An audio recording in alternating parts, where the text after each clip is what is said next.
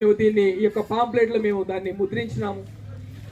అర్థమయ్యేలాగున మరి కొన్ని పిక్చర్స్ కూడా వేసి దీన్ని మేము ముద్రించడం జరిగింది. దీని వెనకాల మాకు ఎంతో ప్రయాసం ఉంది. ఇవన్నీ మీరు తీసుకొని చదవండి.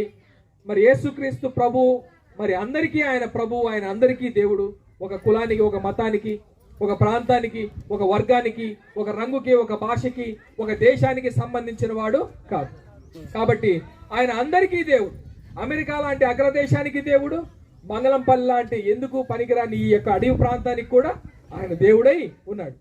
ఆయన విశ్వమండలపు వ్యాప్తి అయి ఉన్నాడు ఆయన. కాబట్టి ప్రియులారా, ఆయన పునరుద్ధానుడు. ఎందుకంటే చనిపోయి తిరిగి లేచిన వారు ఎవరు లేరు, కానీ యేసు ప్రభు మాత్రమే. ఆయన చనిపోయాడు, 3వ దినాన తిరిగి లేచాడు. గుంటలో ఉన్నవాడిని లేపలేడు.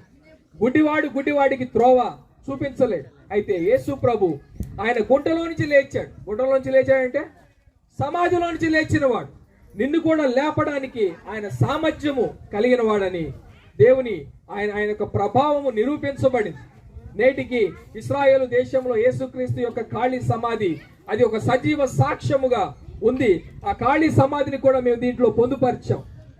ప్రియులారా, ఇవన్నీ మరి సజీవానికి సాక్ష్యాలై ఉన్నాయి. యేసుక్రీస్తే సత్యమైన దేవుడని, నిత్య దేవుడని, ఆయన మాత్రమే దేవుడై ఉన్నాడని ఈ యొక్క మరి పాంప్లెట్ ద్వారా మీరు గమనించవచ్చు. అలాగే నేను కూడా మరి హైందవ ధర్మంలో పుట్టినవాడిని. అలాగే మరి కొన్ని సంవత్సరాలు ఇస్లాంలో ఉన్నాను. నా పేరు అక్బర్ బాషా అని కూడా నేను పేరు మార్చుకున్నాను. మరి హైందవత్వంలో పుట్టి ఇస్లాం మతాన్ని స్వీకరించిన తర్వాత యేసు ప్రభువే నిజమైన దేవుడు అని చెప్పేసినని నేను తెలుసుకున్నాను. మరి పూర్వము చెప్పబడిన విషయాలన్నీ అవి దేవునికి నీడగాను ఛాయగాను ఉన్నాయని నేను అర్థం చేసుకున్నాను. కాబట్టి ప్రియులారా, మరి యేసు క్రీస్తునందే ఆయన నిత్య జీవం ఉన్నదని, ఆయన మాత్రమే మనకందరికీ తండ్రి అని, ఆయన దేవుడని నేను ఎదిగిన తర్వాత యేసు ప్రభు నేను స్వీకరించడం జరిగింది. ఇది పరిపూర్ణత కదా. మనం నిలబడినప్పుడు ఒక నీడ పడుతుంది. ఆ నీడ నేను కాదు, కానీ ఆ నీడ యొక్క నిజము నేను. యేసు ప్రభు గురించి మన చాతురు మరి వేదాల్లో కూడా రాయబడింది. పాపోహం పాప కర్మానం పాపాత్మ పాప సంభవ రాహిమాం కృపయా దేవా శరణాగత వత్సల.